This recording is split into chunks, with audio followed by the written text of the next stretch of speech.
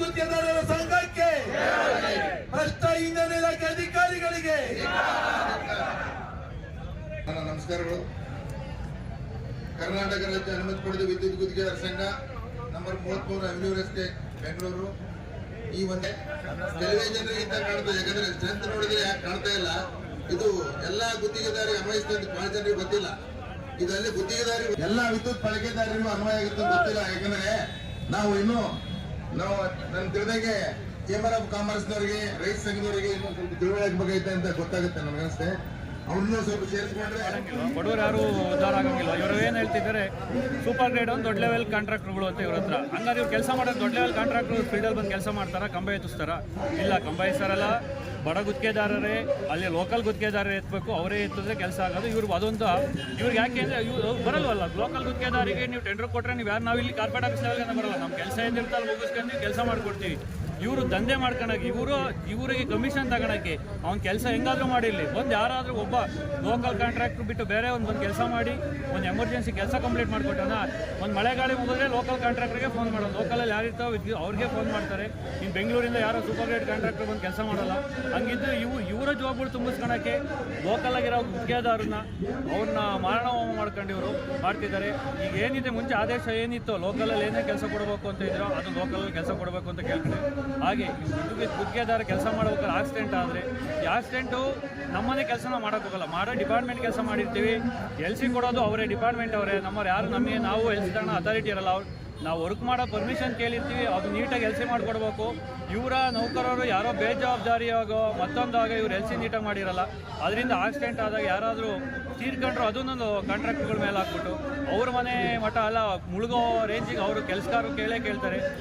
ಅದು ಜವಾಬ್ದಾರಿ ಯಾರು ಯಾವ ಸೆಕ್ಷನಲ್ಲಿ ಇರುತ್ತೋ ಆ ಸೆಕ್ಷನ್ ಆಫೀಸರ್ಸ್ಗಳು ಇಲ್ಲ ಡಿಪಾರ್ಟ್ಮೆಂಟಲ್ಲಿ ವಹಿಸ್ಕೊಂಡು ಅದಕ್ಕೆ ಅವ್ರ ಜವಾಬ್ದಾರಿ ತಗೋಬೇಕು. ಇಲ್ಲ ಅದಕ್ಕೆ ಏನಾದರೂ ಒಂದಿಷ್ಟು ಆಕ್ಸಿಡೆಂಟ್ಗೆ ಇಷ್ಟು ಅಂತ ಇನ್ಶೂರೆನ್ಸು ಏನಾದರೂ ಮಾಡ್ಕೋಬೇಕು ಅಂತ ಈ ಬೇಡಿಕೆ ಇಟ್ಕೊಂಡು ನಾವು ಇರಿಸ್ಬೇಕು. ಚೇತನ್ ಅಂತ, ಚಿಕ್ಕನಾಯಕನಹಳ್ಳಿ ತಾಲೂಕು, ತುಮಕೂರು ಡಿಸ್ಟ್ರಿಕ್ಟ್. ಎಲೆಕ್ಷನ್ ಟೈಮ್ಗೆ ಬಂದಿದೆ ಸರ್. ಇಟ್ಕೊಂಡ್ರೆ ಇದು ಎಂದೇ ಆಗಬೇಕಿತ್ತು ಕಾರ್ಯಕ್ರಮ. ಯಾಕೆಂದರೆ ಸರ್ಕಾರದ ಅಧಿಕಾರಿಗಳು ಅಂದರೆ ಈಗ IPS IAS ಮಾಡಿರ್ತಕ್ಕಂಥ ಅಧಿಕಾರಿಗಳು ಅವೈಜ್ಞಾನಿಕವಾಗಿ ಇವನ್ನ ಜಾರಿ ತಂದರೆ, ಸ್ಮಾರ್ಟ್ ಮೀಟ್ರ್, ಬುದ್ಧಿವಂತ ಮೀಟ್ರ್ ಅಂದರೆ ಬುದ್ಧಿವಂತ ಅಧಿಕಾರಿಗಳು ತಂದಿರತಕ್ಕಂಥ ಒಂದು ಸ್ಕೀಮ್. ನನ್ನ ಪ್ರಕಾರನ ಇದಕ್ಕೆ ನಾವು ಮುಷ್ಕರನೆ ಮಾಡಬಾರ್ದು.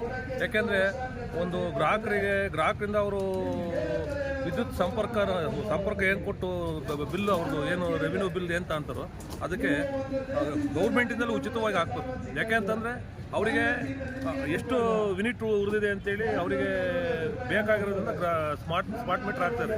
ಇದನ್ನು ಅವೈಜ್ಞಾನಿಕವಾಗಿ ಮಾಡಿದ್ದಾರೆ. ಮತ್ತು ಯಾವುದೇ ಕಂಪ್ನಿ ಅವ್ರು ಕೊಟ್ಟಿಲ್ಲ. ಅವರೇನೋ 6 ಲಕ್ಷ ಮೀಟ್ರ್ ಯಾರು ಚೇಂಜ್ ಮಾಡಿದ್ರು ಅಂಥವರಿಗೆ ಇದನ್ನು ಟೆಂಡರ್ ಕೊಟ್ಟಿದ್ದಾರೆ.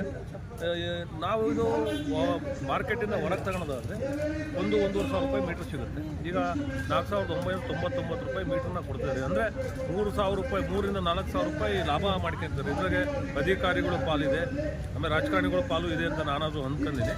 ಆಮೇಲೆ ಈಗ ಗ್ರಾಮೀಣ ಪ್ರದೇಶದಲ್ಲಿ ಕೆಲಸ ಮಾಡ್ತಕ್ಕಂಥ ವಿದ್ಯುತ್ ಗುತ್ತಿಗೆದಾರರಿಗೆ ಒಂದು ಲೇಬರ್ ಅವಾರ್ಡ್ ಮಾಡ್ತೀವಿ ನಾವು. ಯಾವ್ದಾದ್ರು ಒಂದು ಮಳೆಗಾಳಿಗೆ ಕಂಬ ಮುರಿದು ಬಿದ್ದಿರುತ್ತೆ, ಅದು ಹೋದ ಸಂದರ್ಭದಲ್ಲಿ ಎಲೆಕ್ಟ್ರಿಕಲ್ ಆಕ್ಸಿಡೆಂಟ್ ಆಗುತ್ತೆ. ಎಲೆಕ್ಟ್ರಿಕಲ್ ಆಕ್ಸಿಡೆಂಟ್ ಆದಾಗ ಆ ಕಾರ್ಮಿಕ ಮೃತಪಟ್ಟ ಕಾರ್ಮಿಕನಿಗೆ ಆ ಗುತ್ತಿಗೆದಾರನೇ ಸುಮಾರು 10-15 ಲಕ್ಷ ರೂಪಾಯಿ ಕೊಡಬೇಕಾಗ್ತದೆ. ಅದಕ್ಕೆ ಸಂಬಂಧಪಟ್ಟ ಅಧಿಕಾರಿಗಳಾಗಲಿ, ಸಂಬಂಧಪಟ್ಟ ಶಾಖಾಧಿಕಾರಿಗಳಾಗಲಿ ಯಾರೂ ತಲೆ ಕೆಡಿಸ್ಕೊಳ್ಳಲ್ಲ ಅದ್ರ ಬಗ್ಗೆನ. ಇದು ಸರ್ಕಾರ ಇದನ್ನು ಗಮನದಲ್ಲಿ ಇಟ್ಕೊಬೇಕು. ಯಾಕೆ ಅಂತಂದರೆ 10,000 ರೂಪಾಯಿ ಒಂದು ಕಾಮಗಾರಿ ಲೇಬರ್ ಅವಾರ್ಡ್ ಕೂಲಿ ಕೆಲಸ 10,000 ರೂಪಾಯಿಗೆ ನಾವು ಮಾಡೋಕ್ಕೆ ಹೋಗಿರ್ತೀವಿ. ಆಕ್ಸಿಡೆಂಟ್ ಆದ ಸಂದರ್ಭದಲ್ಲಿ ಅದನ್ನು ಡಿಪಾರ್ಟ್ಮೆಂಟ್ ನಮಗೆ ಗೊತ್ತಿರಲ್ಲ, ನಾವು LC ಕೆಲಸ ಅಷ್ಟೇ ಮಾಡೋದು. ಇದು ಸಂಬಂಧಪಟ್ಟ ಅಧಿಕಾರಿಗಳಿಗೆ ಗೊತ್ತಿರುತ್ತೆ. ಲೈನ್ ಕ್ಲಿಯರೆನ್ಸ್ ನಮಗೆ ಗೊತ್ತಿರಲ್ಲ ಎಲ್ಲೆಲ್ಲಿರುತ್ತೆ ಏನಂತ. ಅದಕ್ಕಾಗಿ AEE section officer work unit ಅಂತಲೇ ಮಾಡಿದ್ದಾರೆ. ವರ್ಕ್ ಯೂನಿಟಲ್ಲಿ ಇದ್ದಾರೆ, ಅವ್ರು ಯಾರೂ ಸಹ ವರ್ಕ್ಸ್ ಪಾರ್ಟಿ ಬರಲ್ಲ. ಅಂಥವ್ರ ವಿರುದ್ಧನ ಕ್ರಮ ತಗೋಬೇಕು. ಗುತ್ತಿಗೆದಾರರಿಗೆ ನೆರವಿ ಬರಬೇಕು. ಆಮೇಲೆ ಮಂಜುನಾಥ್ ಅಂತೇಳಿ, AS ಮಂಜುನಾಥ್ ಅಂತೇಳಿ.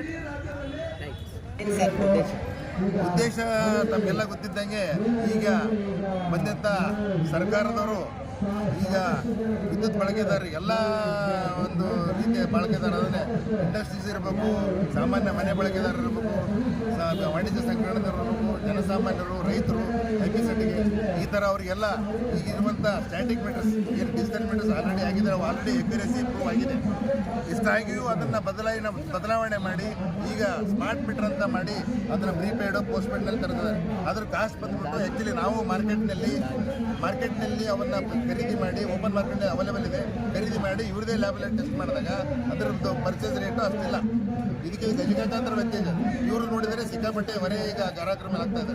ಇದಕ್ಕೋಸ್ಕರ ಇದನ್ನು ವಾಪಸ್ ಹಿಂಪಡಿಬೇಕು. ಹಾಗೂ ಈಗಾಗಲೇ ಸರ್ಕಾರದವರು ನಮ್ಮ ವಿದ್ಯುತ್ ಗುತ್ತಿಗೆದಾರರಿಗೆ ಹಾಗೂ ಗ್ರಾಹಕರಿಗೆ ತೊಂದರೆ ಕೊಡ್ತಾರೆ, ಕೆಲವೆಲ್ಲ ಕಾನೂನುಗಳು ತಂದು ಅವನ್ನೆಲ್ಲ ಹಿಂಪಡಿಬೇಕಂತ ಉದ್ದೇಶಿಸಿ ಈ ಒಂದು ಪ್ರತಿಭಟನೆ ನಡೆಸ್ತಾ ಇದ್ದೀವಿ. ಇವೆಲ್ಲ ಆದಷ್ಟು ಬೇಗ ಹಿಂಪಡಿವರೆಗೂ ಇವು ನಮ್ಮ ಪ್ರತಿಭಟನೆ ಮುಂದುವರಿತಂತ ಈ ಮೂಲಕ ಹೇಳಲಿಕ್ಕೆ ಇಷ್ಟಪಡ್ತೀವಿ.